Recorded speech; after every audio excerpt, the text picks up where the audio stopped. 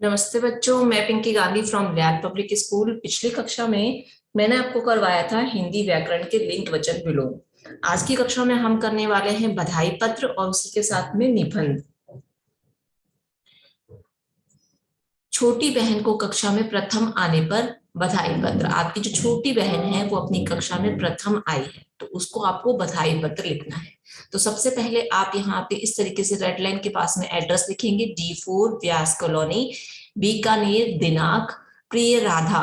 आप अपनी बहन का नाम भी लिख सकते हैं लेकिन मात्रा मिस्टेक बिल्कुल भी नहीं होनी चाहिए, ठीक है। प्रिय राधा, सदा प्रसन्न रहो यानी कि खुश रहो, पूर्ण विराम।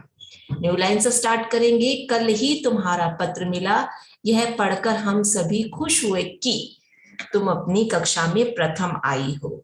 कैसे लिखना है हमें? पैराग्राफ को रेड लाइन से स्टार्ट करते हुए लिखना है न्यू लाइन से। कल ही तुम्हारा पत्र मिला, यह पढ़कर हम सभी खुश हुए कि तुम अपनी कक्षा में प्रथम आई हो। इस शानदार सफलता पर मेरी बधाई स्वीकार करो। आपको लिखना है कि तुम्हारा पत्र मिल गया जिसमें उसने बताया था कि वो अपनी कक्षा में प्रथम आई है और आपको उसको बधाई देनी है और इस शानदार सफलता पर ये कहना है कि मैं आशा करता हूं या करती हूँ। जो भी आप पत्र लिख रहे हैं, अगर लड़का है तो लिखेगा करता हूं और लड़की है तो लिखेंगे करती हूँ, कि तुम आगे भी इसी प्रकार सफलता प्राप्त करती रहोगी। ठीक है, पूर्ण विराम। और इस लाइन को यहीं पे खत्म कर देना है। न्यू लाइन पे लिखना है आपको मम्मी पापा की ओर से आशीर्वाद। कौन कौन आशीर्वाद दे रहा है आपको? मम्मी और पापा दोनों आपको आशीर्वाद दे रहे हैं। तुम्हारा भाई या बहन, अगर भाई ये पत्र लिख रहा है तो भाई लिखेगा और बहन लिख रही है तो लिखेगा तुम्हारी बहन। ठीक है, एक बार फिर से देख लेते हैं। आज के टॉपिक में हमने लिया है बधाई पत्र, जिसमें हेडिंग हम लिखेंगे छोटी बहन को कक्षा में प्रथम आने पर बधाई पत्र। D4 व्यास कॉलोनी, बीकानेर, दिनांक प्रिय राधा। ठीक है, ये सब आपको न्यू लाइन से स्टार्ट करना है। यहाँ पे मेरे पास स्पेस है लेकिन हम इस स्पेस को यूज नहीं करेंगे, न्यू लाइन से ही लिखेंगे। एड्रेस, बीकानेर, दिनांक, जिस भी दिनांक को आप ये बधाई पत्र लिख रहे हैं उस दिनांक को यहाँ लिख देंगे। प्रिय राधा, प्रिय राधा के बाद में आप लिखोगे सदा प्रसन्न रहो, पूर्ण विराम। न्यू लाइन से स्टार्ट करोगे। कल ही तुम्हारा पत्र मिला, यह पढ़कर हम सभी खुश हुए कि तुम अपनी कक्षा में प्रथम आई हो। आपको बताना है कि मुझे कल आपका पत्र मिल गया है, लेटर मिल गया है और हम बहुत खुश हुए हैं जान के कि आप अपनी कक्षा में प्रथम आई हो। इस शानदार सफलता पर मेरी बधाई स्वीकार करो। मैं आशा करता हूं या करती हूं। अगर आप लड़का हो तो लिखोगे करता हूं, और आप लड़की हो और अपनी बहन को बधाई पत्र लिख रहे हो तो आप लिखोगे मैं आशा करती हूं कि तुम आगे भी इसी प्रकार सफलता प्राप्त करती रहोगी। ठीक है, ये लाइन को हमने यहीं पे पूरा कर दिया, उसको छोड़ दिया, बच गई जो बच गई उस लाइन को यहीं छोड़ दिया। न्यू लाइन पे हम लिखेंगे मम्मी पापा की ओर से आशीर्वाद। कौन कौन आशीर्वाद दे रहा है? मम्मी और पापा दोनों आशीर्वाद दे रहे हैं। ठीक है, आशीर्वाद में ध्यान रखेंगे ये जो र की मात्रा है इसको हम वापे ही लगाएंगे, श के साथ में नहीं लगाएंगे। तुम्हारा भाई या बहन। ठीक है, यहाँ पे आप अपना नाम लिख दोगे। अगर ये लेटर, ये पत्र भाई लिख रहा है तो लिखेगा तुम्हारा भाई, और अगर ये बहन लिख रही है तो लिखेगी तुम्हारी बहन, और यहाँ पे आप अपना नाम लिख दोगे।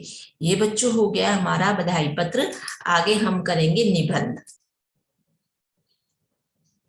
निबंध में सबसे पहले हम हेडिंग डालेंगे निबंध लेखन, और टॉपिक लिया है हमने हमारा राष्ट्रीय पक्षी मोर। ठीक है, आपको ऐसे ही एक पिक्चर यहाँ पे चिपकानी है मोर की। ठीक है, जिससे क्या होगा, ऐसे बहुत ही सुंदर लगने लगेगा ना, मोर कितना सुंदर होता है। उसी मोर की विशेषताओं को हमें निबंध के रूप में लिखना है। भगवान ने अनेक सुंदर पशु पक्षी बनाए हैं। ये जो कुदरत है जिसमें हम इंसान, जानवर, पशु पक्षी सब किसने बनाए हैं? भगवान ने बनाए हैं, और भगवान ने बहुत ही सुंदर सब कुछ बनाया है। भगवान ने अनेक सुंदर पशु पक्षी बनाए हैं, उनमें से मोर सबसे सुंदर पक्षी है। तो सबसे सुंदर पक्षी कौन है? मोर। क्यों? क्योंकि बहुत ही सुंदर होता है, उसके पंख देखो कितने सुंदर हैं, और उसका पूरा शरीर कितना सुंदर होता है, उसकी गर्दन और जो उसका मुकुट होता है, उसकी आंखें, चोंच सब बहुत सुंदर लगते हैं। अपनी सुंदरता के कारण ही यह भारत का राष्ट्रीय पक्षी कहलाता है। ये इतना सुंदर होता है इसीलिए इसको क्या माना जाता है?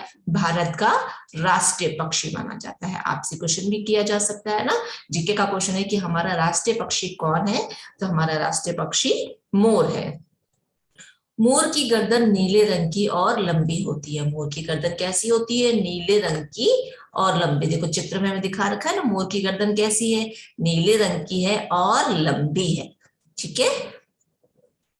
उसके सिर पर एक कलंगी होती है। क्या होती है, कलंगी, जो मुकुट की तरह लगती है। देखो ये जो यहाँ चित्र में दिखा रखा है ना, ऐसे कलंगी, ये जो ऐसे उसका मुकुट बना हुआ होता है उसको कलंगी बोलते हैं।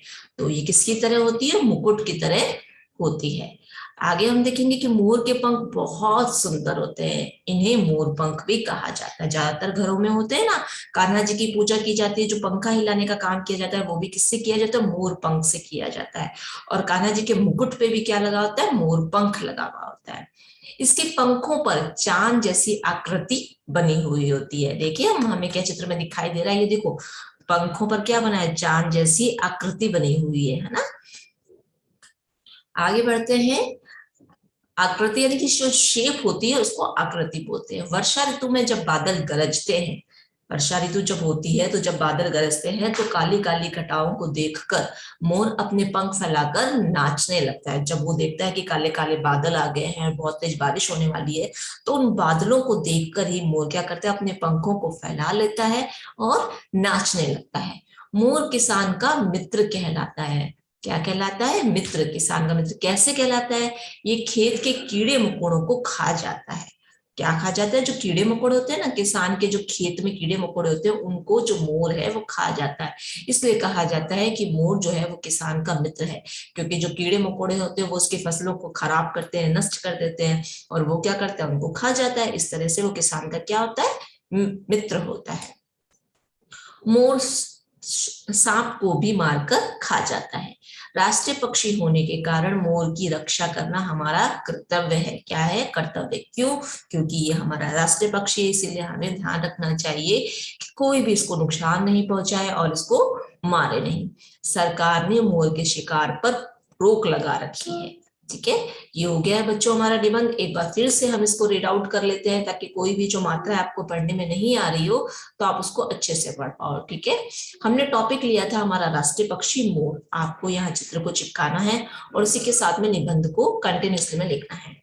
भगवान ने अनेक सुंदर पशु पक्षी बनाए हैं, उनमें से मोर सबसे सुंदर पक्षी है।